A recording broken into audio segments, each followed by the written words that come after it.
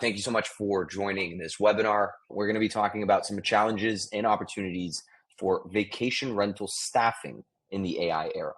As you may have seen from some of the webinars that we've had over the past couple of weeks, we've talked a lot about AI messaging, obviously some of the functionalities that we've been releasing within Enzo Connect. But we also want to talk about that human balance and the importance of having staff that can actually not only leverage the AI, but also just be able to do some of the work directly that an AI bot wouldn't necessarily be able to do. Finding the balance, technology and human touch in hospitality workforce. Today, I am joined with Rich, who's the head of sales at Extend Team. Rich, do you want to give us a little background on yourself? Yeah, sure. Rich Sippis from Extend Team. I've been head of sales here for the past almost 3 years. And I've been in the hospitality industry, specifically vacation rental industry, for the last 20 years. Owned and operated Park City resort properties in Park City, Utah. The company was acquired 10 years ago. And then also, same thing, owned and operated AAA property services, where we cleaned approximately 600 properties throughout Park City, commercial, residential, commercial laundry, and many vacation rentals throughout the area. I've been in Bozeman for the last 10 years and have been on the consulting side of the business, and also now, of course, with Extend Team for the last few years. So thanks for that. Amazing. 100%. Awesome. Well, you've got plenty of experience for the vacation rental industry on many sides of operations, guest experience, and all of it. My name is Francois. I'm the co-founder of Enzo Connect, a guest experience platform for vacation rentals. Our mission is simple: digitize and monetize every step of the guest journey. We are going to talk about understanding some of the staffing challenges, exploring some solutions to optimize labor costs, and of course, how to staff vacation rentals in 2024 and the upcoming year. Rich, you want to get us started? Why is staffing a persisting problem in vacation rentals? Yeah, sure. Staffing is always an issue, right? I mean, even pre-pandemic, it was definitely an issue. But if we look at some statistics here in the bubbles that you see, leisure and hospitality is down 2% of the pre-pandemic workforce. So that's an average. That's almost 350,000 people. I mean, so that's obviously one reason, right? People are moving to different spots. Why? Average price for a home in the United States has gone up, and everywhere almost has gone up. So the threshold required to buy a home in the US is over $106,000 at this point. And I would argue that it's probably even more than that. And along with that, rentals have gone up. The cost to rent a property in a particular area has gone up dramatically as well. Couple that with an average salary of a vacation rental manager in the US of almost $57,000, it's not even close to the threshold to buy a home. So couple that with the seasonality of our business. Many areas are only open in the summer. Many areas are only open in the winter for ski destinations, and occupancy is quite low in some of the other times of the year. So seasonality has a big piece of that too. Therefore, people are moving to other industries, and then it's very competitive. The industry is very competitive. So many other companies are taking employees from one company to another. People are leaving for a small amount of money to go to one company for another. And then if remote work is driving people to other industries too. So remote work is taking away local presence of workers. If you think of a place even like the mountains of Colorado, people are having to move further and further out from the destinations that they're actually working in, that it becomes not affordable for them to go to a place like Breckenridge or Keystone or Steamboat Springs, for instance. I mean, so there's a lot of places that people have to move away from, and they're still working there. So it's quite a challenge there. 100%. Makes sense. I think we see the same problem in Canada, although our threshold required to afford to buy a home is probably like 10 times that, to be honest, especially in Toronto. But yeah, leisure hospitality down 2%.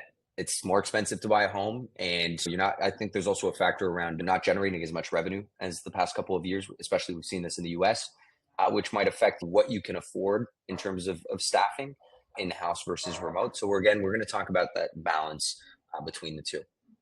So what are some of the common short-term rental staffing concerns today that you've seen?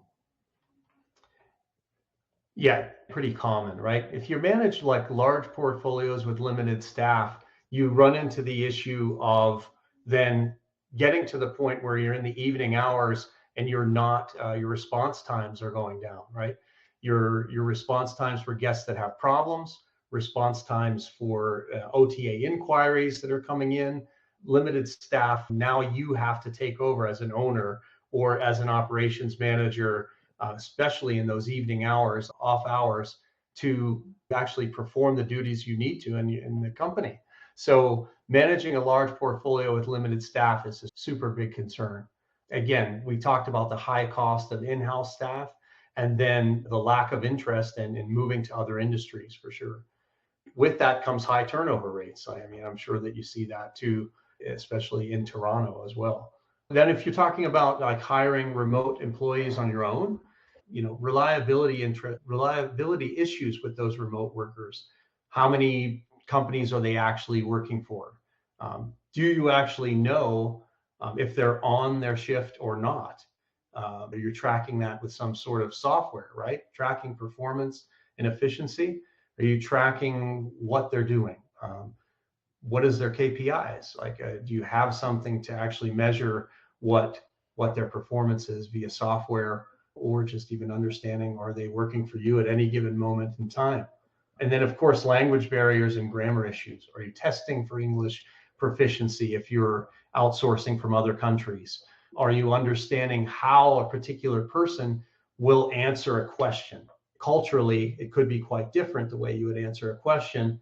You want to make sure that the people understand that you're hiring how to answer those questions in the particular culture that they're working in too. So there's lots of things to think about when, whether it's a remote employee or in person, as Yeah. to, yeah, those concerns are real. You want to, I mean, you can talk about the quit rate as well if you want. 100%. Well, I mean, I think overall, in terms of just seeing employees quit their jobs, whether it's remote or in-house, that's one of the issues with staffing in general, right? You have to rehire someone, so there's a turnover period. You have to find that person. If they quit during your high season, then good luck having to fill in those spots. I think what we've seen in terms of structure from different listing count size versus team size and structure has been very interesting. So in the small property manager cases where you have 1 to 10 listings, it's usually owner, operator, manager, VA, all in one role, right? So the person who owns the business is basically doing everything. And to be honest, we're in that same bucket as a startup where when we started, myself and my co-founder, we did everything, right? We did the onboarding, we did the support, we did the engineering. But as you scale, things start to become different. And what we've seen with the smaller users is that's when they bring on a first remote worker to start helping out with some of these regular tasks that aren't necessarily I want to call them the $10,000 tasks, right? The ones that are going to drive real growth and scale to the business.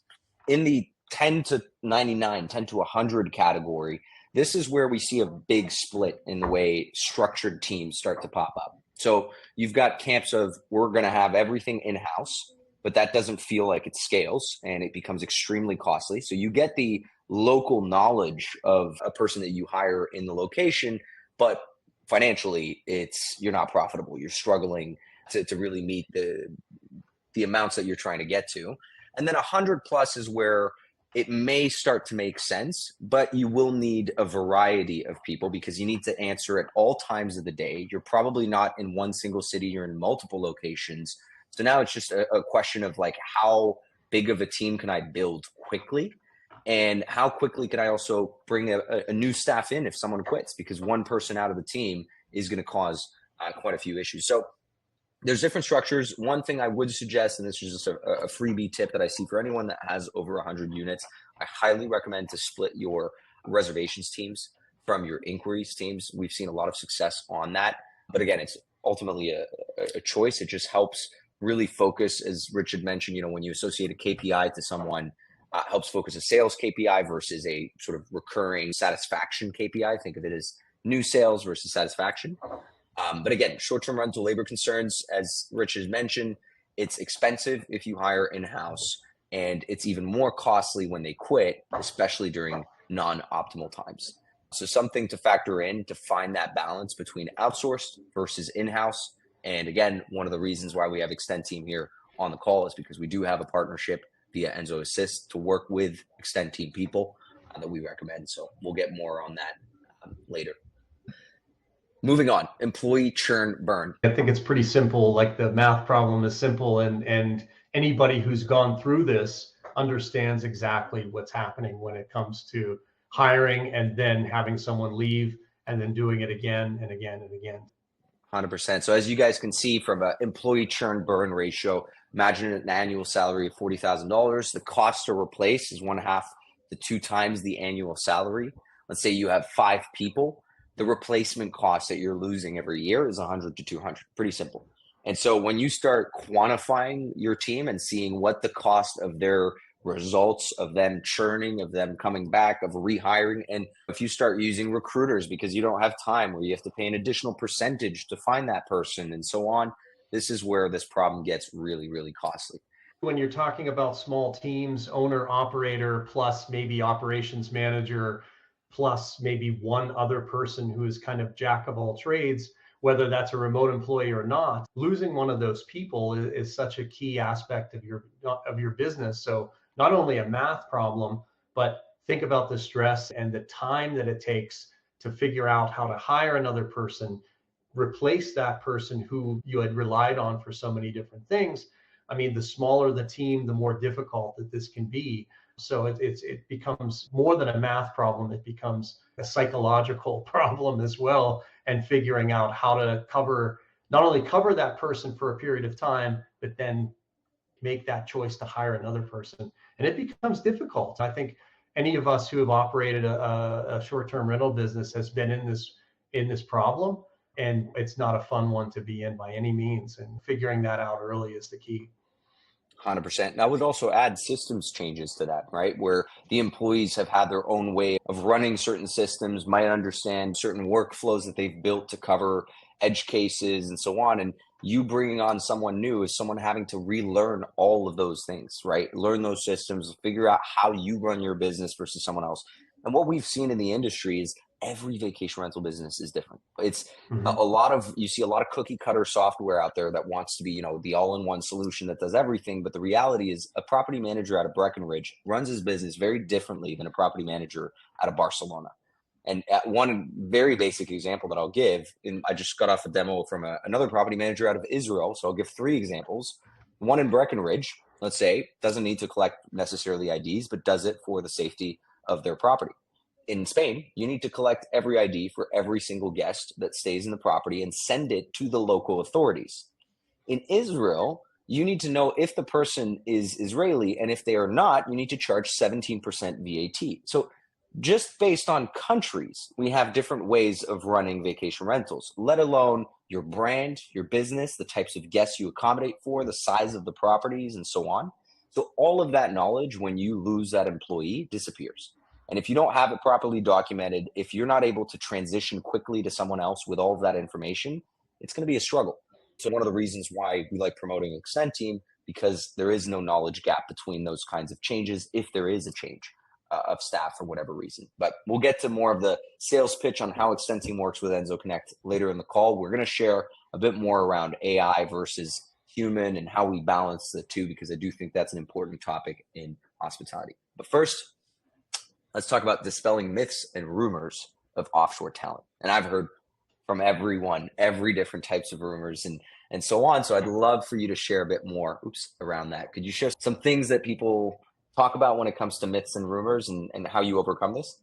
Yeah, for sure. So a few really common things that we hear is, I don't want guests and my owner speaking with a call center and have a new person every time coming in. I mean, we've all been through that ourselves, and hearing different person that you would hope to expect to hear the same group of people, and it's not. And so that's one of the things that people think, oh, when we work with somebody that's doing outsourcing, this is what will happen.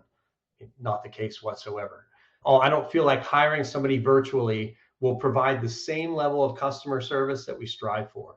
That's a huge one, right? Nobody knows the local market like us. Nobody knows this. And okay, for sure, but can people learn the homes? Can people learn the neighborhoods that's not living there? Absolutely. I mean, certainly Extend Team has proved that for sure. How about, this is a big one, is our data secure, right? Or how do I know if they're real, right? How do I know if the person is real? That's becoming a new thing, right? I mean, we've seen music like nowadays that Yeah, you can provide a voice for music, and you would definitely not know if that person is real or not. I just was listening to some of that recently, amazing. But yeah, so that's a big concern. And then how about, like, are we taking advantage of another country for cheaper labor and not keeping jobs in America? Huge one, right? So, I interesting. mean, with Extend Team, we obviously take care of our employees. We provide benefits, we provide paid time off, we provide them a very, very competitive, if not better wages than they would get anywhere else. So that's not the case, right? People don't quite understand cost of living differences in other countries or have done any of that research. Certainly, we can provide a lot of the data and information on that, but that's a big concern for some companies. I mean, are we taking jobs away from people in our country? Certainly, we would Yeah. want to be employing people, but when wages become so outrageously high, or you just don't have the staff to provide, then this is obviously a viable option, especially when it comes to our industry. Yeah. I would add just to the job thing. This is something my dad always said. The job market isn't a slice of cake that you distribute to different people. It's a value that you create. So there's not a finite number of jobs. You create jobs, right? And I think by moving into this new era of hospitality where people are scaling and adding units and building this property management ecosystem, we are creating jobs, not just locally, but globally. And they might not be the most glorious jobs like answering guest messages. And maybe some of these things will get automated in part and so on. But we create new jobs, we create concierge opportunities, we create areas to improve hospitality beyond what we know of it today. I'm not a big fan of the sort of myth or question around the local versus international job, maybe because I'm a foreigner. So I need that international job, if you will. But when it comes to the other sort of rumors and so on, again, it's a balance of, do you even have the right documentation for someone to learn about your local area? If you don't, that is probably the first challenge, not the fact that they do know the local area. There's, the English. Do they speak proper English? And is it culturally going to sound the way I want it to sound? That's something that can be taught. You can set up guidelines on how you want someone to communicate with your guests. One thing in hospitality that we see, and comes from hotels, is never let the guests be the last one to message. Always be the last one to message. Simple things like that you can add as rules on how you want to communicate with your guests. And again, it's your choice. You run your business the way you want to run it. I think it's just about finding the right talent that can assist you at a more cost-effective way with the same quality. So there's a lot of myths, rumors. Enzo Connect uses offshore talent. We've built a fairly global team, and I couldn't be prouder of having people from all over the world working on our stuff. So I would approach it the same way with regards to vacation rental management, but obviously a choice. Yeah, well, Now, absolutely. And our corporate team is built up of people from all over the world as well. yeah, And I think we're stronger for it, no question. 100%. I think there's a thing about people having these different cultures that can bring a new light to solving problems. I remember being criticized when I first started Enzo because we had two white men on the board, AKA my co founder and myself. We just so happened to be two white dudes. And I didn't know how to answer to the diversity question because personally, I was just pushing for people who were awesome and had really good talent in certain areas. I wasn't necessarily thinking about diversity as a criteria. Um, but diversity comes naturally when you put it in when you start hiring globally. And I think that plays a role in how you solve problems because you bring people from cultures, different backgrounds, that sort of cognitive diversity to solving issues. Let's talk about optimizing labor costs at scale. So effective staffing and technology. When to outsource. Yeah, you touched on this a little bit, like talking about companies with a few properties to 10 to 20, whatever. We find obviously that the demand for customer service, like outside of business hours, gets to be too much for the owner or the manager of that company. So then you have delays in response times, guest concerns not being addressed, OTA messages not being answered on time. That's kind of a red flag for a lot of companies to say, wait a minute, we have to address this. We have to hire someone, at least for our off hours, to get started. That's a very common start. Again, talking about a bad hire or two bad hires, right? You make one or two of those mistakes, and it becomes so costly for your company that you don't want to make that mistake again.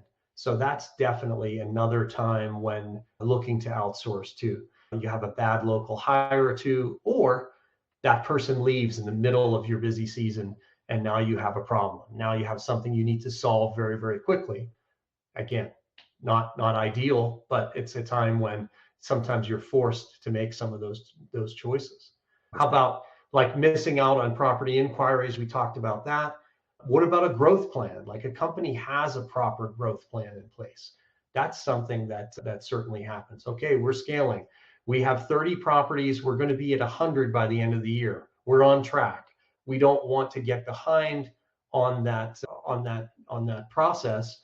So we're on track. So now we need to hire upfront before we actually get to the point where we're in a bind and we have to provide higher level of customer service or more people to answer more inquiries or more people to handle more properties being onboarded for that instance. So that's I think like when to outsource. That's pretty common. 100%. No, that makes sense. And again, it's the balance between the two. That's why we're bringing up boosting technology. I know some of you may be thinking, well, why is Enzo Connect talking about humans and staffing when you're a tech player? And that's because we do believe that there's a very strong balance between technology and human in hospitality. And I don't think that there's a world just yet where we can fully replace at 100% the people involved. And anyone who pitches you that, I'm part of my French, but bullshit. The technology is not there yet. Are we headed towards a world where AI and technology play a huge role in guest communication, verification, check-ins? Absolutely. And this is why Enzo Connect exists. But it's also not just about answering messages automatically, but also, helping those teams and understanding how you usually respond to those messages. What should be said? What are the local areas that should be recommended? I mean, one simple thing in Enzo Connect's dashboard you can do right now in the communication, and pardon me for pitching this, but we added this feature and I absolutely love it. You can hit the slash button. It's just like in Slack, and it'll pop up a little menu in your messages of things you can do, right? So you want to share best local restaurants, and we're going to use ChatGPT to find those local restaurants.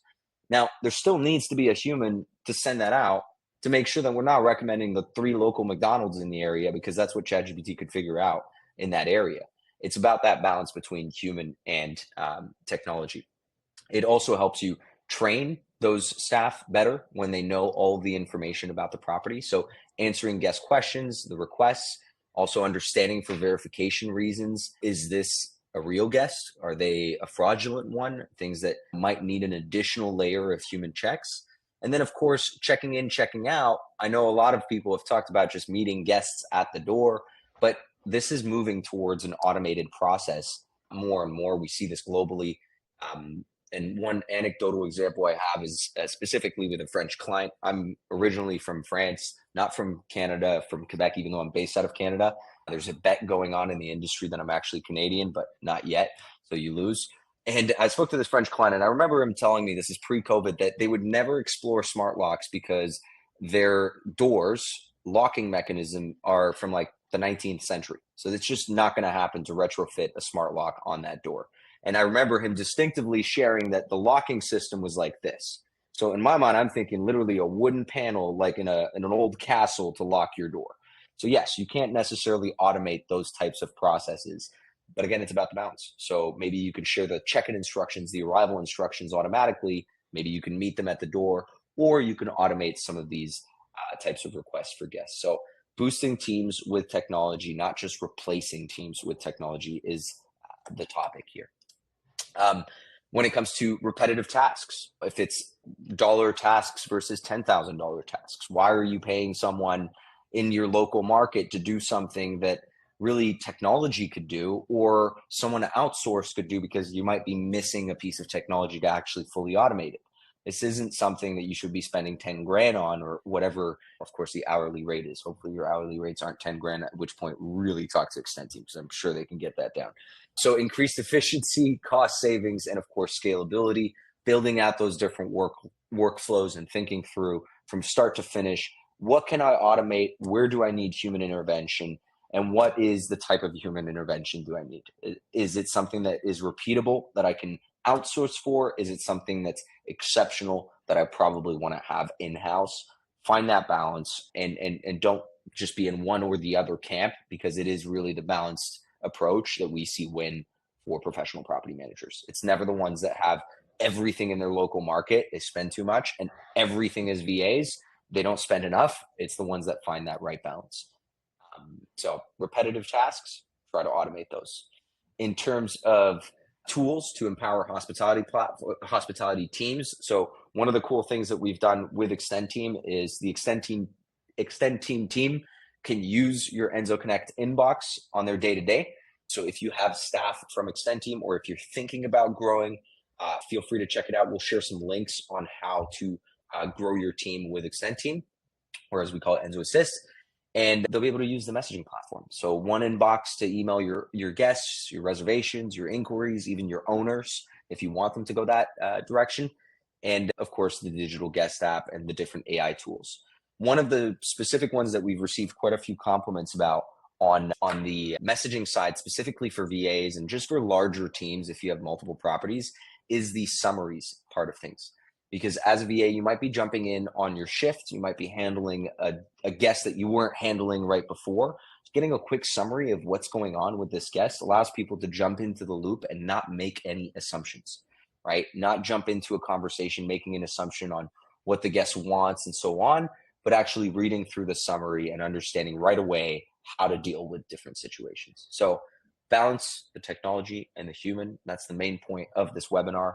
And if you want to understand a bit more around some of the issues, by the way, is there anything, Rich, that you wanted to add with regards to the technology side?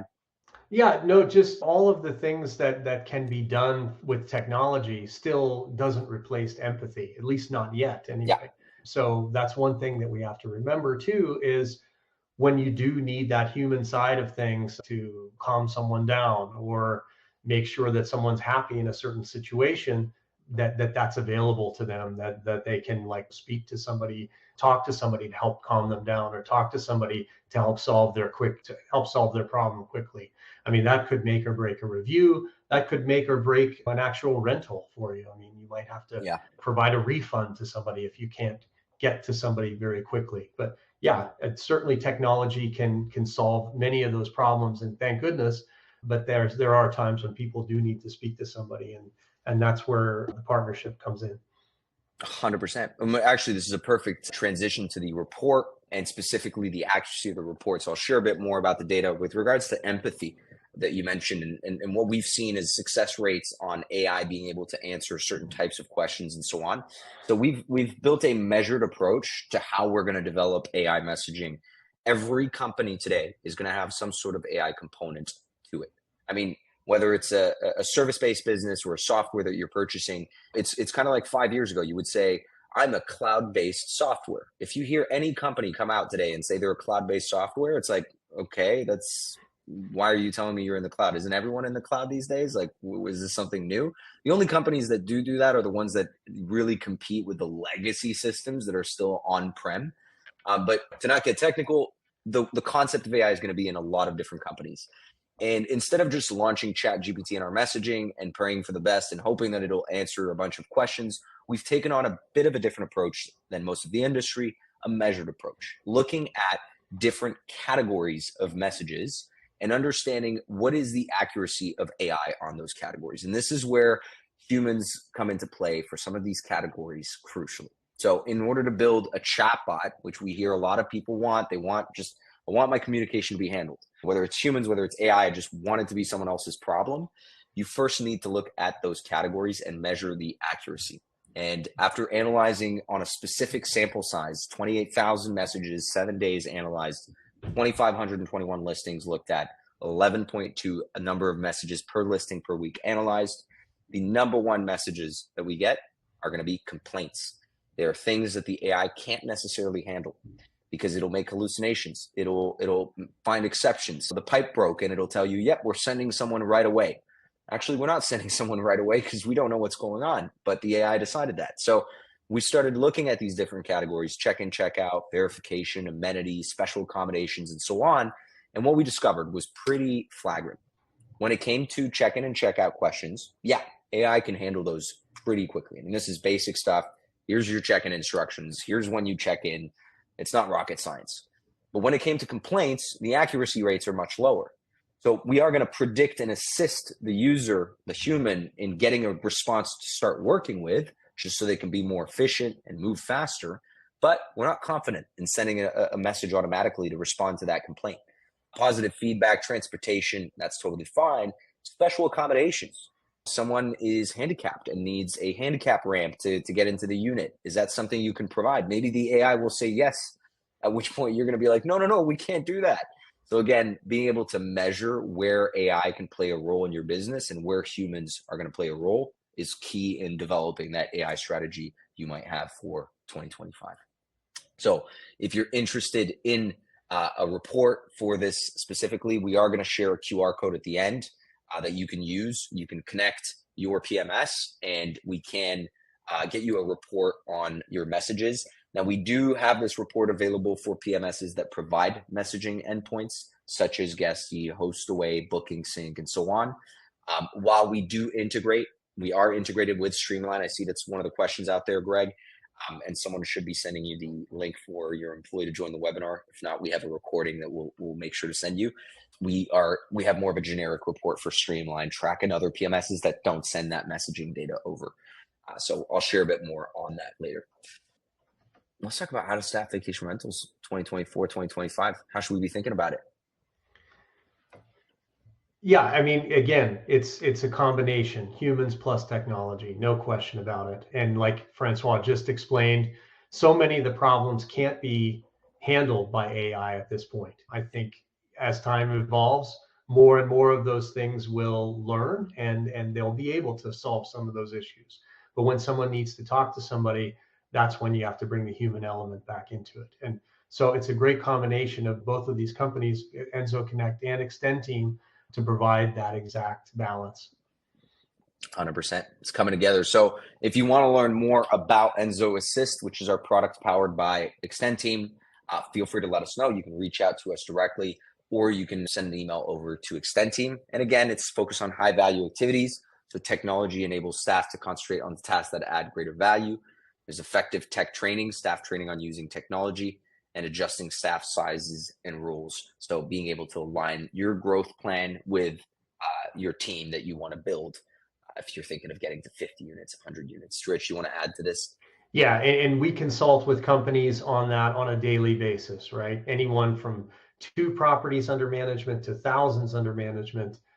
We've created teams, individual roles, specialized roles, whatever that case may be. So we can work with all size companies and help with that consultative process. 100%. So we are going to answer some Q&A here, and I see we've got quite a few questions, so I'm going to pop them up right on the screen. I will start off with just a few basic ones. We're going to start off with, does your software integrate with any PMS, specifically Streamline? Absolutely, we integrate with Streamline. We were just at the Streamline conference where Rich was as well with the Extend Team. And we've got a phenomenal partnership with them. There's a lot of two-way syncing of certain information and pushing back certain data points so that you can really centralize things in Streamline while leveraging our messaging, guest apps, and so on. So happy to share more, Greg. I'll shoot you an email after this webinar. I will mark the next one. So we've got Michael Kleinman, and hopefully I'm pronouncing your name properly. Apologies if I'm not. Do you recommend finding AI tools on sites like AI Top Tools and other online AI directories for finding AI tools? Rich, is that something you want to answer? Do you want me to take? No, you definitely take that one. Okay. So we're featured, I think, on AI Top Tools. So I shouldn't be, saying necessarily bad things. It's great that there's directories out there. I think the one issue that we see constantly with people is that they go out and find AI tools for the sake of finding AI tools.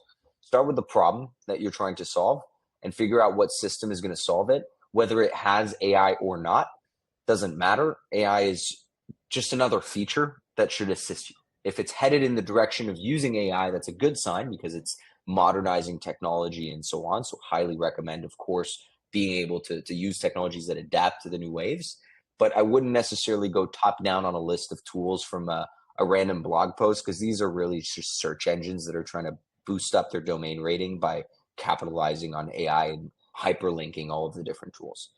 So if you're looking to solve a staffing related issue, maybe you do, maybe you don't need AI. If you're looking for task management, if you're looking at upsells, any sort of specific area of your business that you want to improve, I wouldn't start with AI. I would start with a solution to solving that problem. And it would be awesome if it includes AI components to it. I hope I'm not answering this answer like Justin Trudeau here with no direct response, but hopefully it's clear enough where I'm headed here. Feel free to, you know, double down on the question, Michael. This one, I think you can help answer on this one.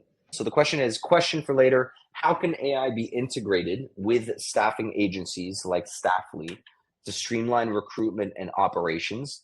Additionally, should staffing agencies pivot in any way to stay competitive as AI evolves in the industry? That's an interesting question. Yeah, it has to be a good mix of AI and really personal involvement and really consultative details when it comes to exact matching for positions within an industry, no matter what industry that may be.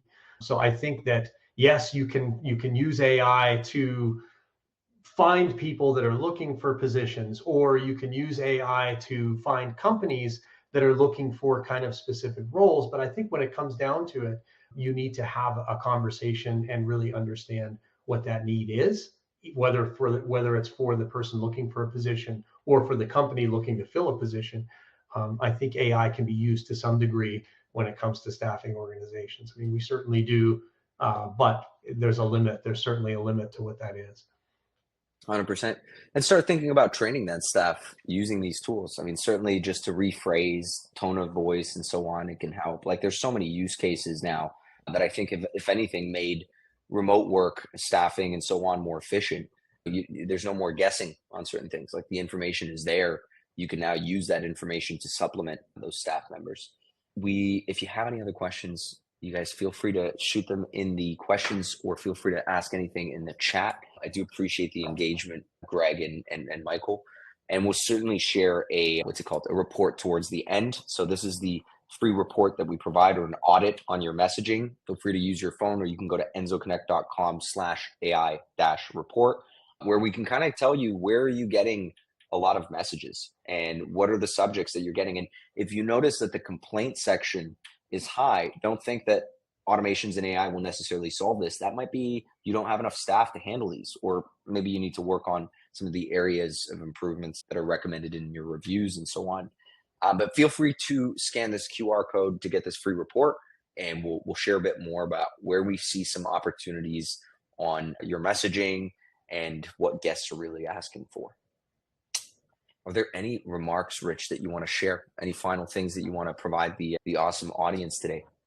No, thanks. Thanks for having us on, and thanks for the partnership, of course. And we're willing to help at any stage of any business that's out there.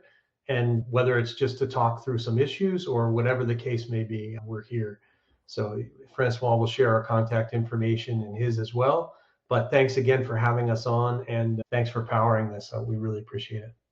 100%. So yeah, feel free to, you guys will receive the show notes after, as well as the webinar recording. So if you want to share this with anyone on your team, then you can do so. And Greg, I'll make sure to send you an email, and let's go from there. But thank you so much, everyone, for joining this webinar today. And we'll see you on the next one. Thanks again, Rich, for joining. Thank you. Cheers.